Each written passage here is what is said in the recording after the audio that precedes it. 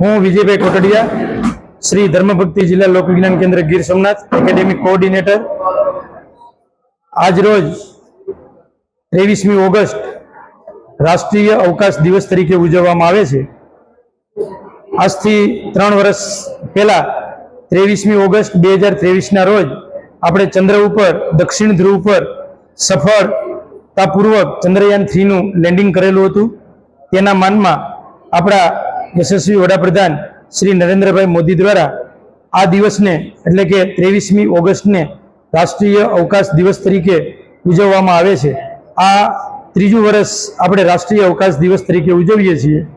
આ દિવસની ઉજવણીના ભાગરૂપે આપણા ગુજરાત સરકાર દ્વારા, ભૂપેન્દ્રભાઈ પટેલની સરકાર દ્વારા તથા અર્જુનભાઈ મોઢવાડિયા જે Gujarat council on science and technology તથા આપણા સાયન્સ એન્ડ ટેકનોલોજી ડિપાર્ટમેન્ટના મંત્રી છે, તેના દ્વારા આજરોજ સાયન્સ સિટી મુકામે રાષ્ટ્રીય અવકાશ દિવસની ઉજવણી થઈ રહી છે।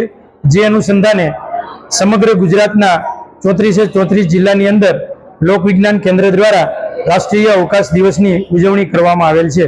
જે ઉજવણી અંતર્ગત આજરોજ આપણે સ્પેસ ક્વિઝનું આયોજન કરેલું છે, જેમાં અત્યારે ગીર સોમનાથ જિલ્લાની અંદર લગભગ 100 થી 150 વિદ્યાર્થીઓનું રજીસ્ટ્રેશન થઈ ગયેલું છે। જુદી જુદી શાળાઓમાંથી વિદ્યાર્થીઓએ રજીસ્ટ્રેશન કરાવેલ છે। જે અનુસંધાને આજે આપણે સ્પેસ ક્વિઝનું આયોજન કરેલું છે।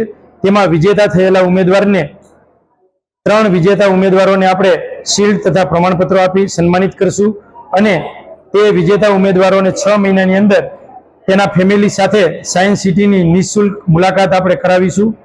તેની સાથે સાથે ગયા વર્ષે આપણે જે સ્ટેમ ક્વિઝ 4.0નું આયોજન કરેલું હતું, તેમાં સમગ્ર ગુજરાતમાંથી 15 લાખ વિદ્યાર્થીઓએ રજીસ્ટ્રેશન કરાવેલું હતું, જેમાંથી ગુજરાતમાંથી આપણા ગીર સોમનાથ જિલ્લામાંથી 51,000 વિદ્યાર્થીઓએ રજીસ્ટ્રેશન કરાવેલું હતું।